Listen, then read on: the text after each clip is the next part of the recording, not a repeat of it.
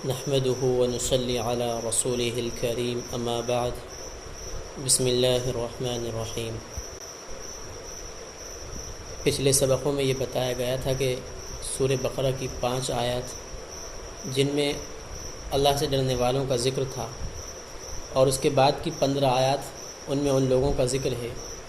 جنہوں نے قرآن کو ٹھکرا دیا، اور ان میں سے 2 لوگ وہ تھے، 2 آیتوں میں ان لوگوں کا ذکر تھا کہ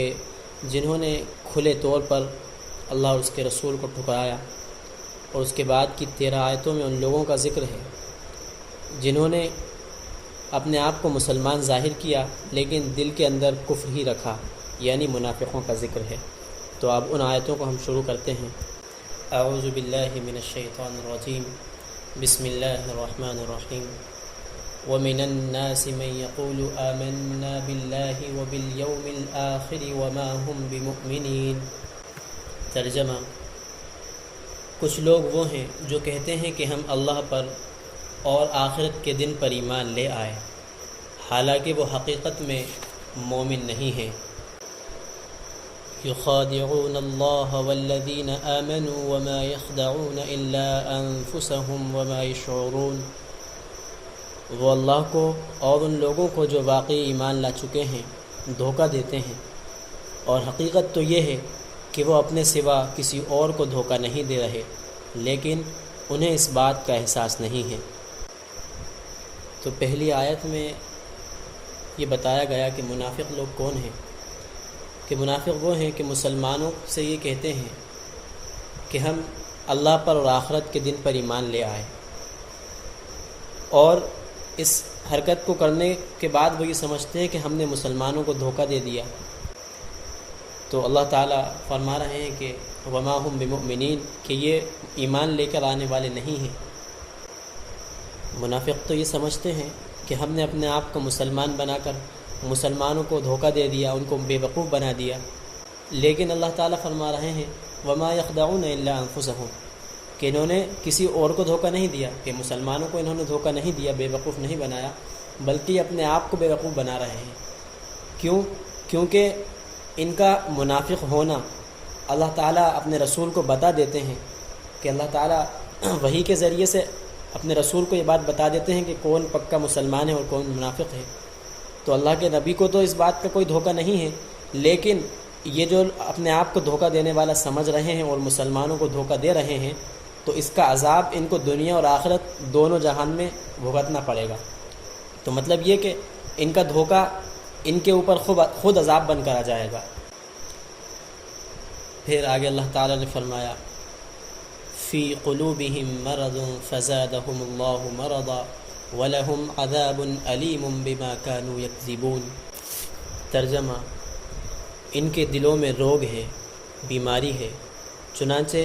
اللہ نے ان کے روگ میں اضافہ کر دیا اور اضافہ کر دیا، اور ان کے لیے دردناک سزا تیار ہے، کیونکہ وہ جھوٹ بولا کرتے تھے۔ اس آیت میں اللہ تعالیٰ نے فرمایا کہ ان کے دلوں میں مرض ہے، بیماری ہے، کہ جو کفر انہوں نے اپنے دل میں چھپایا ہوا ہے، یعنی مسلمان اپنے آپ کو ظاہر تو کرتے ہیں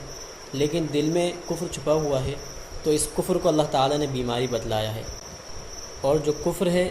یہ روحانی اور جسمانی دونوں لحاظ سے، دونوں اعتبار سے ایک بیماری ہے۔ روحانی طور پہ اس لحاظ سے کہ اگر کسی کا دل صحیح اور سالم ہے اور تندرست ہے، تو وہ اس ذات کی اور اللہ کی جس نے اس کو پیدا کیا اور اس کو پال رہا ہے اور اس کی ہر ضرورت کو پورا کر رہا ہے، ہر حال میں شکر گزاری کرے گا اور اس کے حکموں کو مانے گا۔ لیکن انہوں نے اپنے پروردگار کو، اپنے پیدا کرنے والے، پالنے والے کو جو ہے اس کی ناشکری کی اور اس کے احکاموں کو ٹھکرا دیا، تو ضرور یعنی ان کے دلوں میں بیماری ہے،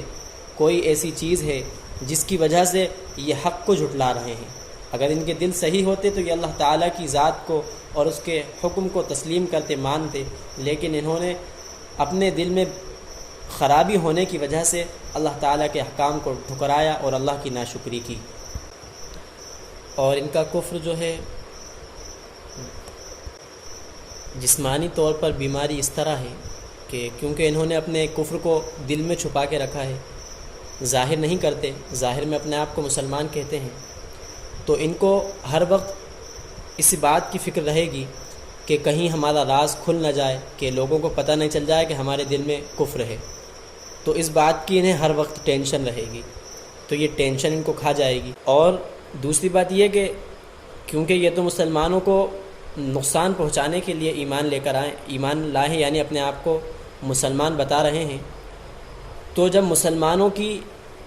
ترقی ہوگی یا مسلمانوں کو کسی قسم کا فائدہ پہنچے گا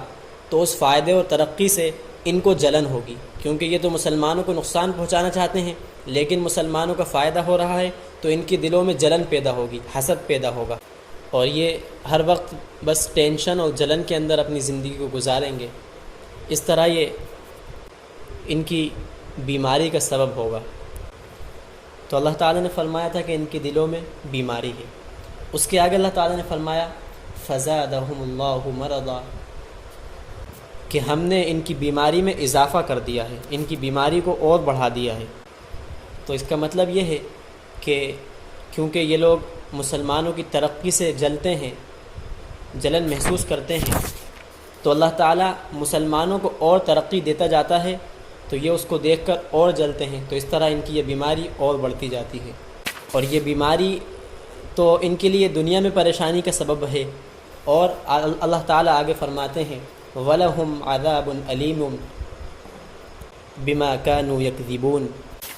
کہ یہ جو جھوٹ اور فریب کر رہے ہیں، دھوکہ دھڑی کر رہے ہیں، اللہ تعالیٰ نے ان کے لیے آخرت میں بھی ایک سزا تیار کر کے رکھی ہے۔ اس کے آگے اللہ تعالیٰ نے فرمایا وَإِذَا قِيلَ لَهُمْ لَا تُفْسِدُوا فِي الْأَرْضِ قَالُوا إِنَّمَا نَحْنُ مُصْلِحُونَ، اور جب ان سے کہا جاتا ہے کہ تم زمین میں فساد نہ مچاؤ تو وہ کہتے ہیں کہ ہم تو اصلاح کرنے والے ہیں۔ الا انہم هم المفسدون ولکن لا یشعرون، یاد رکھو یہی لوگ فساد پھیلانے والے ہیں لیکن انہیں اس بات کا احساس نہیں ہے۔ اس آیت کو سمجھنے سے پہلے ہم سمجھتے ہیں کہ فتنہ فساد کس کو کہتے ہیں۔ تو فتنہ فساد کہتے ہیں قتل کرنا، چوری کرنا، ڈاکہ ڈالنا اور بدکاری کرنا، اس طرح کے کام، یعنی جن کاموں سے معاشرے میں اور سوسائٹی میں امن و امان اور چین سکون ختم ہوتا ہے، جن کاموں سے امن و امان اور چین سکون برباد ہو جاتا ہے، ان کو فتنہ فساد کہتے ہیں۔ تو اس آیت میں منافقین سے جب کہا جاتا ہے، بتایا جا رہا ہے کہ جب منافقین سے کہا جاتا ہے کہ زمین میں فتنہ فساد مت پھیلاؤ، تو منافقین کہتے ہیں کہ ہم تو اصلاح کرنے والے ہیں، یعنی ہم تو جو ہے یہ فتنہ فساد کی جو چیزیں ہیں، قتل ہے، چوری ڈاکہ، یہ سب چیزیں تو ہم نہیں کر رہے، ہم تو بلکہ معاشرے کو اور ماحول کو سدھار رہے ہیں، کیونکہ حقیقت تو بھی وہ لوگ نہ قتل کرنے والے تھے نہ چوری ڈاکہ کرنے والے تھے، تو اسی لیے منافقین نے کہا کہ ہم اصلاح کرنے والے ہیں، ہم کوئی فتنہ فساد پھنسانے والے نہیں ہیں۔ لیکن آگے کی آیت میں اللہ تعالیٰ فرما رہے ہیں کہ یاد رکھو، اللہ تعالیٰ خبردار کر رہے ہیں کہ یاد رکھو یہی لوگ فساد پھیلانے والے ہیں لیکن انہیں اس بات کا احساس نہیں۔ تو جب فتنے کی جو چیزیں ہیں، قتل ہے، غارت گیری، چوری وغیرہ، یہ سب یہ منافقین نہیں کرتے تھے، تو اللہ تعالیٰ یہ بات کیوں فرما رہے ہیں کہ یہی لوگ فتنہ فساد پھیلانے والے ہیں؟ تو وجہ یہ ہے کہ ایک فتنہ تو عام ہے کہ یعنی یہ چیزیں جو ہیں، قتل ہے، چوری، دھوکہ دھڑی ہے نا، فحاشی، بدکاری وغیرہ، کہ ان کو تو ہر انسان فتنہ سمجھتا ہے، لیکن جو نفاق ہے وہ نفاق ان عام فتنوں سے بھی زیادہ خطرناک چیز ہے، کیونکہ جب انسان کے دل میں نفاق ہوتا ہے تو اس کے دل میں کینہ اور حسد پیدا ہوتا ہے اور وہ اپنے دشمنوں کے لیے ہر طرح کی سازشیں کرنے لگتا ہے اور دشمن کو ہر طرح سے نقصان پہنچانے کی کوششیں کرتا ہے، جس کی وجہ یہ ہوتی ہے اور جس کا نتیجہ یہ ہوتا ہے کہ انسان کے اخلاق بالکل برباد ہو جاتے ہیں اور انسان انسان کی شکل میں ایک درندہ اور حیوان بن جاتا ہے، اور پھر انسان اپنی بغض اور حسد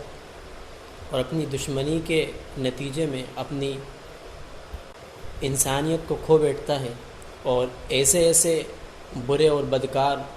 اور بدتر کام کر بیٹھتا ہے کہ عام انسان اس کو سوچ بھی نہیں سکتا۔ اور اس دل کی بیماری کے بارے میں حضرت جنید بغدادی رحمۃ اللہ علیہ فرماتے ہیں کہ یہ دلوں کی جو بیماری ہیں، دلوں کے جو امراض ہیں، یہ خواہشات نفسانی، یعنی اپنی دلی خواہشات کو پورا کرنے اور ان کی اتباع کرنے میں جو لگ جاتا ہے، اس چیز سے پیدا ہوتی ہیں۔ یعنی اپنی دل کی خواہشات کو پورا کرنے میں اللہ کے حکم کا کوئی لحاظ نہیں رکھنا، بس جو دل نے چاہا وہ جائز ہو یا ناجائز ہو اس کو کر گزرنے جب انسان لگتا ہے تو پھر اس کے دل میں اس طرح کی بیماریاں، حسد، بغض اور نفاق وغیرہ یہ سب پیدا ہو جاتی ہیں۔ اور چور ڈاکو جو فساد دنیا میں مچاتے ہیں ان کو روکا تو جا سکتا ہے کہ حکومت کے ذریعے اور قانون کے ذریعے تو انہیں روک سکتے ہیں، انہیں جیل میں بند کر سکتے ہیں، لیکن جو نفاق اور جو فتنہ فساد دل کی بیماریوں کے ذریعے سے پھیلتا ہے اس کو کسی بھی طرح روکنے کی کوئی صورت نہیں ہے۔ کہ ہم دنیا میں دیکھ رہے ہیں کہ آج دلوں کے اندر نفاق اور دشمنی پیدا ہو جاتی ہے، پھر انسان اپنے بھائی کو، اپنے باپ کو، اپنے کسی بھی قریبی رشتہ دار کو مارنے میں یا اس کے ساتھ کسی بھی طریقے کا برا کام کرنے میں بالکل جھجکتا نہیں ہے، کیونکہ اس کے دل سے انسانیت ختم ہو چکی ہے، وہ ایک انسان کی شکل میں درندہ بن جاتا ہے۔ اور وجہ یہی ہے کہ اس کے دل میں گناہوں کی وجہ سے اس طرح کے امراض پیدا ہو جاتے ہیں، پھر اسے اچھائی اور برائی کی تمیز ختم ہو جاتی ہے۔ اور اسی وجہ سے نبی کریم صلی اللہ علیہ وسلم نے سب سے زیادہ انسان کو انسان بنانے کے اوپر توجہ دی، کہ سب سے زیادہ انسان کو اخلاق سدھارنے کی اور اخلاق کو صحیح کرنے کی تعلیم دی، کہ نبی کریم صلی اللہ علیہ وسلم کے اخلاق ساری دنیا کے لیے ایک نمونہ ہے۔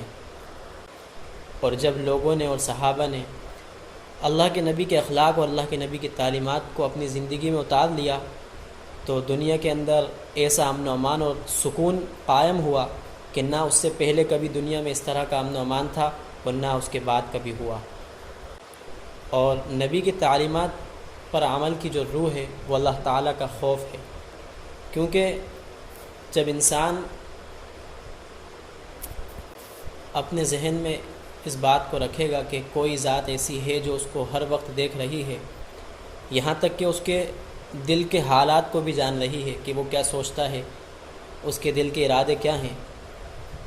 اور اس بات کا خیال ہوگا کہ ایک دن آئے گا جس میں اس کو اس ہر چیز کا حساب دینا ہے، دل میں آنے سوچنے والی باتوں کا بھی اس کو حساب دینا ہے اور ہر عمل کا حساب دینا ہے، تو پھر وہ ہر قسم کی برائی سے خود بخود رک جائے گا، اور اسے کسی جو ہے حکومت یا کسی قانون کی کوئی ضرورت نہیں ہے، بلکہ وہ اللہ کے خوف سے ہی اپنے آپ کو سدھارے گا، اچھا بنائے گا اور برائیوں سے بچے گا۔ اللہ تعالی ہم سب کے دلوں میں بھی اپنا خوف پیدا فرمائے۔ آج کا سبق یہیں تک، اب باقی آیات کا ترجمہ اور تشریح کل انشاءاللہ